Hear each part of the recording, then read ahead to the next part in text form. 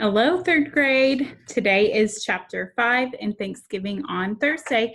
This chapter is titled Eels and Clams. Jack looked at Annie. "We can't stay here," he said.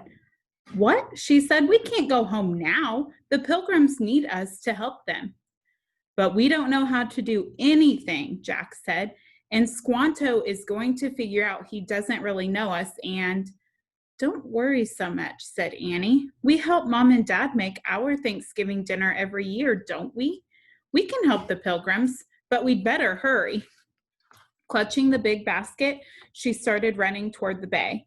Jack sighed, then ran after her. At the rocky shore, they stopped and looked around. Little waves rolled onto the short stretch of sand. The salty air felt clean and fresh. Seagulls swooped over the water.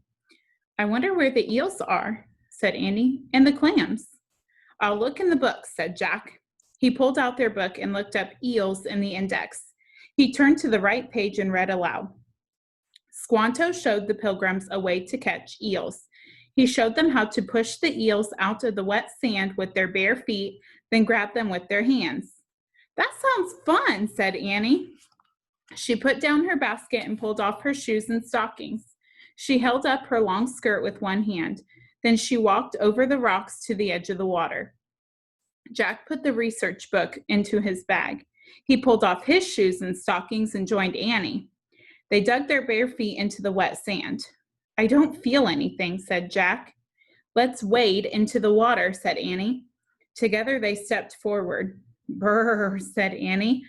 "No kidding," said Jack with a shiver. He kept squishing the muddy sand with his toes. He felt pebbles and shells, then he felt something soft. "Hey, I think I found one," he said. Annie splashed over to him. "Where?"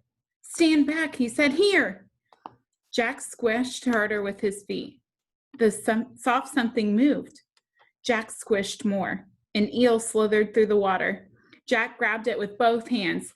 "Ah!" he yelled. The eel was long and skinny like a snake. It felt slimy and icky. It twisted and squirmed. Annie laughed as Jack tried to hold on to it. The eel wiggled out of Jack's hands and fell against Annie. "Yikes!" she yelled, jumping away and bumping into Jack. With more screams, they both tumbled into the cold water. They scrambled up and splashed back to the shore. Annie was still laughing. "Poor eel," she said, trying to catch her breath. "We scared him half to death." "Him?" said Jack. Forget eels," said Annie, her teeth chattering. "What about clams?" Jack was wet and cold too, but he took out the book again and looked up clams. He turned to the right page and read aloud. Squanto taught the Pilgrims how to dig for quahog clams. Quahog clams are hard-shelled clams. They can live for 60 years or more. The oldest have been known to live for almost 100 years. "Oh, forget it," Annie broke in. "What?" said Jack. "We can't catch them," she said. "They live to be so old. We can't just end their lives." Jack sighed. He sat down on a rock. Annie sat next to him. Their clothes were soaking wet. Their feet were caked with muddy sand. Their basket was empty.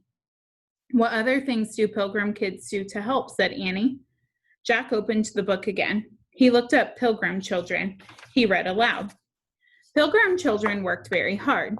They built fences and cared for animals. They planted, harvested, and ground corn. They picked pumpkins, peas, and beans. They guarded the fields. They fished and hunted. They carried water. They collected nuts. They cooked and cleaned. They did everything they were told. They never complained about being tired. "Oh man, I felt tired just reading this," said Jack, closing the book. "We make lousy Pilgrim children." "Yeah, I know," said Annie. "Maybe we could do something like keep an eye on the turkey and tell them when it's ready. That's how I help Mom every year." "Annie, Thanksgiving in Frog Creek is a whole different story from Thanksgiving with the Pilgrims," said Jack. "Annie, Jack!" a voice called. Jack quickly put away their book. Then they turned around.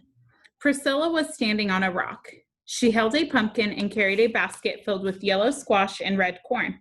I was looking for you, she said.